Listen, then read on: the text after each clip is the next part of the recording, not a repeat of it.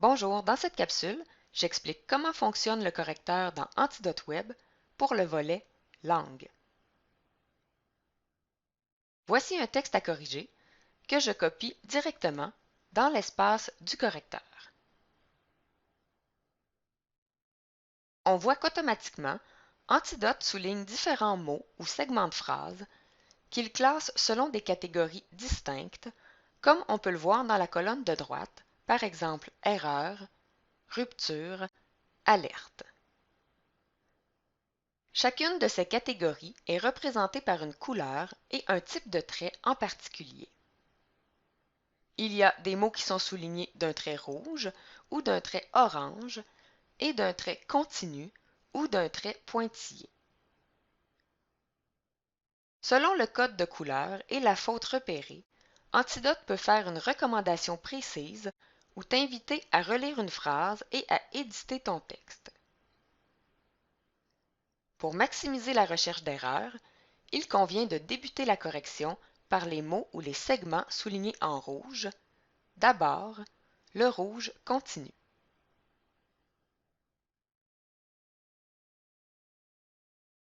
Dans cet extrait, il y a 3 erreurs identifiées comme telles. Ici, on trouve par exemple une faute d'orthographe, donc un mot mal écrit, une erreur de grammaire, ici un participe passé mal accordé, et une erreur de syntaxe, une construction de phrase inappropriée.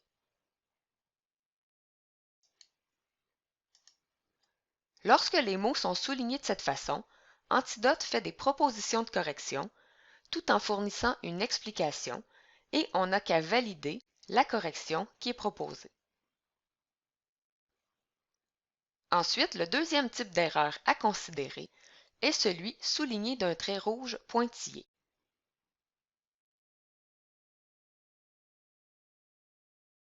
Il peut s'agir, par exemple, d'une impropriété, comme c'est le cas ici, c'est-à-dire que le mot ou l'expression est mal employé. Dans un tel cas, Antidote peut formuler une recommandation, mais tu dois éditer le texte. Ici, 2 options sont possibles. Selon la recommandation, il faut soit supprimer la préposition de, soit remplacer le verbe se rappeler par un autre.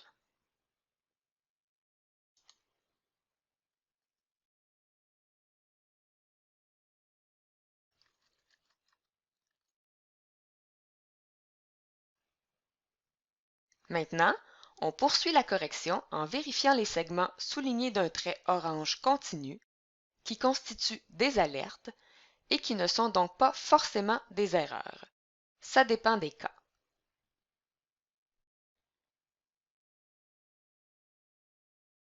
Si je clique sur le premier mot, embêtant,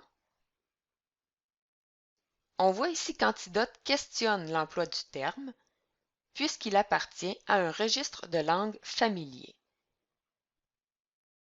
Il veut ici s'assurer qu'on fait un choix en toute connaissance de cause. Et pour obtenir plus d'informations, je peux cliquer sur le mot en bleu et prendre connaissance de la définition. Il est ensuite plus facile de déterminer avec précision si on souhaite conserver ou non le terme ou l'expression. On peut donc choisir d'ignorer l'alerte ou d'éditer le texte.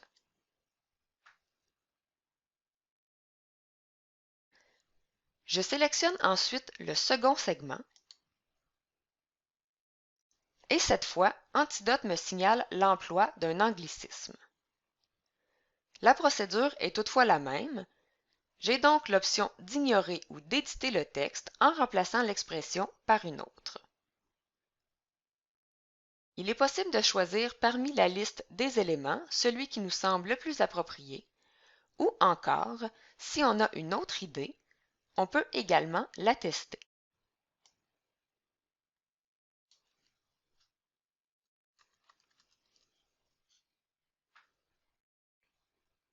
Finalement, le dernier type d'erreur à vérifier est celui souligné d'un trait orange pointillé.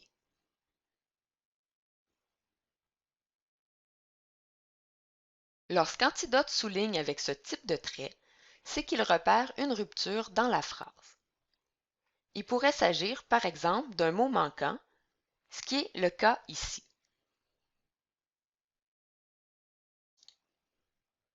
Dans ce cas précis, il convient de relire la phrase et d'essayer de déterminer ce qui ne fonctionne pas.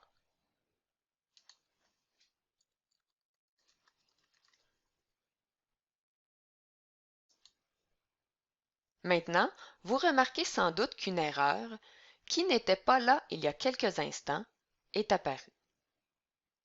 Ça peut arriver régulièrement puisqu'Antidote détecte aussi les erreurs en fonction des corrections qui sont apportées. Pour cette raison, c'est important de vérifier chacun des éléments soulignés par Antidote parce que ça peut cacher une seconde erreur. Donc, si je sélectionne le mot souligné, Antidote me fait remarquer qu'il manque ici une virgule, puisqu'il décèle maintenant un complément en début de phrase, ce qu'il ne pouvait faire avant qu'on apporte la correction précédente. Je valide donc la proposition.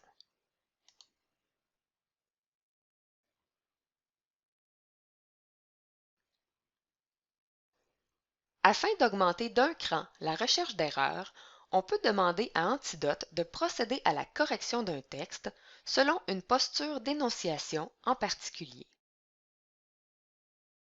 Si on va dans les paramètres, dans le menu Langue, sous Protagoniste, on peut paramétrer les options pour qu'Antidote signale par défaut les accords à effectuer selon un point de vue féminin ou masculin. Ça signifie que lorsque tu rédigeras un texte, Antidote te proposera des corrections en fonction de cette posture d'énonciation que tu auras déterminée, ce qui touchera par exemple les adjectifs et les participes passés. Par contre, garde en tête que si tu écris un texte dans lequel il y a plusieurs narrateurs, plusieurs personnages qui prennent la parole, tu devras revenir dans les paramètres et sélectionner la valeur selon le cas pour éviter des signalements erronés. Donc, si on fait le test,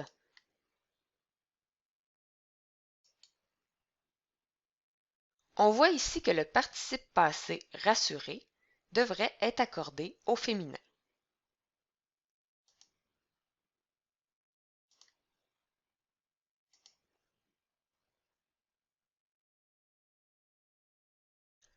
En terminant, pour t'accompagner lors de la correction de tes textes, n'hésite pas à consulter la section consacrée au guide, notamment ceux qui portent sur l'orthographe, le lexique, la grammaire, la syntaxe et la ponctuation.